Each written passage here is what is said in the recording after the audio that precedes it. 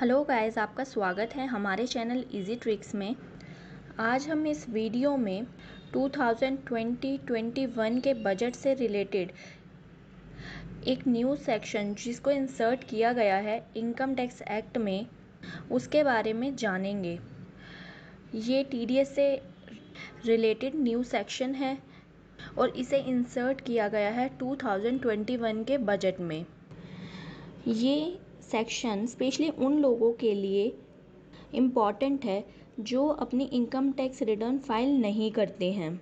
तो इस वीडियो को स्टार्ट करते हैं और ब्रीफ में इस सेक्शन को जानते हैं।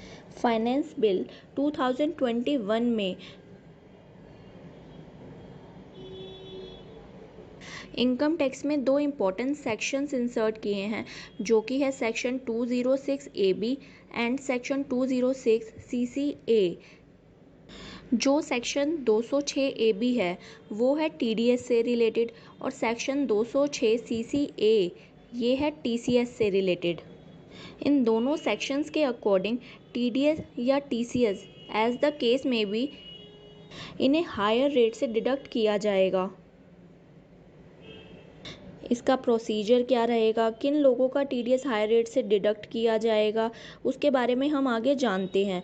और ये वीडियो स्पेशली सेक्शन 206 AB के लिए ही है और सेक्शन 206 CCA के लिए हम आगे आने वाली वीडियो में बात करेंगे। तो सबसे पहले हम ये जानते हैं कि सेक्शन 206 AB ये एप्लीकेबल कब से होगा। तो ये एप्लीकेबल होगा 1 जुलाई 2021 से, यानी कि इस डेट से ये सेक्शन एप्लीकेबल हो जाएगा और जो पर्सन इसको फुलफ़िल नहीं करेंगे उनका हायर रेट से टीडीएस डिडक्ट कर लिया जाएगा। अब हम बात करते हैं उन पर्सन्स की जिनका टीडीएस हायर रेट से डिडक्ट किया जाएगा। Those persons are required to file the income tax return under section 139 subsection 1 of Income Tax Act but not file the income tax return for 2 assessment years prior to the previous year in which tax is required to be deducted। वो persons जिन्हें अपनी income tax return under section 139 sub section 1 में कहा गया है income tax return को file करने के लिए, यानी कि जिनकी इनकम एग्जम्प्टेड इनकम से ज़्यादा है, जैसे कि एज पर slab rate below 60 years of age 2,50,000 rupees तक आपको इनकम टैक्स पे करने की ज़रूरत नहीं है। तो वो पर्सन सेक्शन 139 सब सेक्शन 1 में अपनी इनकम टैक्स रिटर्न फाइल करने के लिए रिक्वायर्ड नहीं है। बट जिनकी इनकम प्रोवाइडेड एग्जाम्प्ट इनकम से ज़्यादा है उन्हें तो अपना इनकम टैक्स पे करना ही होगा और उनका टीडीएस भी डिडक्ट किया ही जाएगा। बट फिर भी अगर कोई पर्सन इनकम ज़्यादा होने के बावजूद भी अपनी इनकम टैक्स रिटर्न फाइल नहीं करता है, तो उस केस में जो पर्सन या कंपनी लायबल है उस पर्सन का टीडीएस डिडक्ट करने के लिए वो ये चेक करेगी कि लास्ट 2 असेसमेंट ईयर से उस पर्सन ने अगर अपनी इनकम टैक्स रिटर्न फाइल नहीं करी है, देन वो पर्सन या कंपनी एज द केस में भी हायर रेट से टीडीएस डिडक्ट कर लेगी।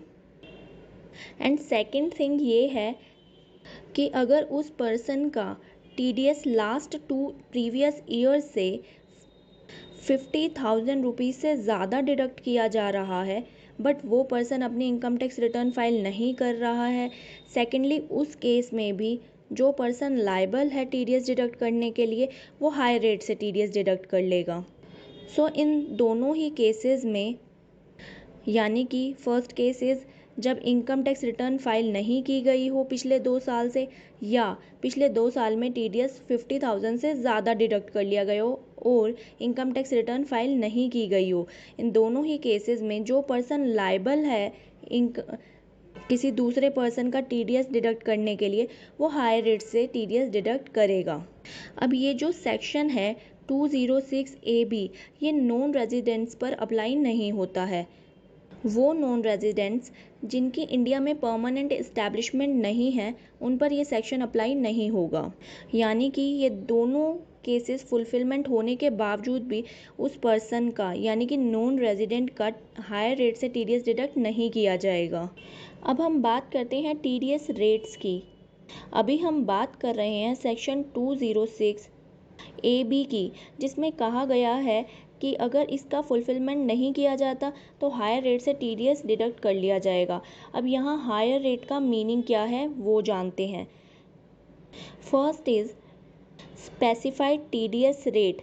जिस भी सेक्शन में जो भी रेट मेंशन किया गया है उसको डबल कर देना या 5%। इन दोनों में से जो भी मैक्सिमम है वो as higher TDS rate deduct कर लिया जाएगा।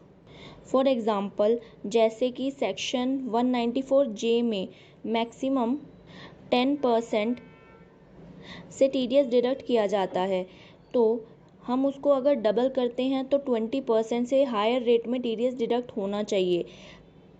अब 20% या प्रिस्क्राइब्ड रेट 5% में ज़्यादा 20% है, इसलिए अगर कोई भी पर्सन इस सेक्शन का फुलफिलमेंट नहीं करता तो 20% से उसका टीडीएस डिडक्ट किया जाएगा।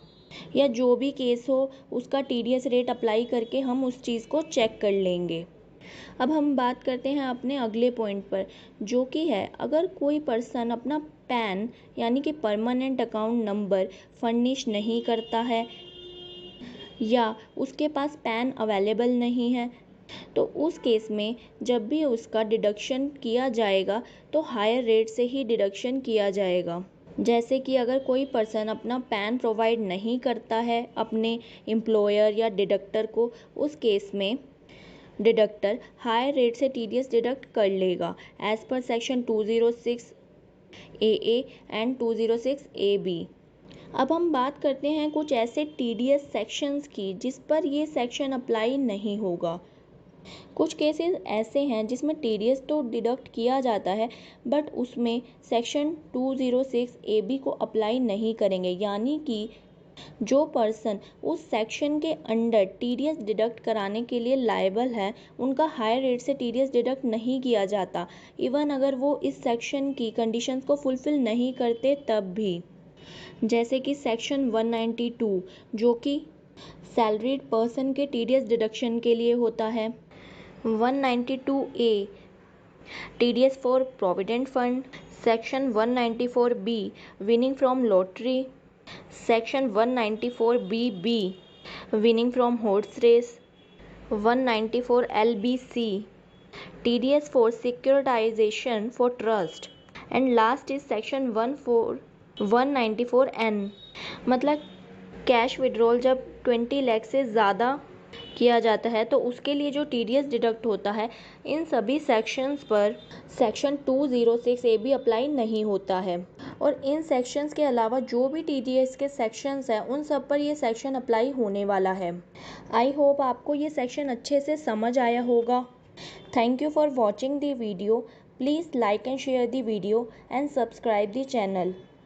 और आप अगर लॉ से रिलेटेड किसी भी टॉपिक पर वीडियो चाहते हैं तो इसके लिए कमेंट करें।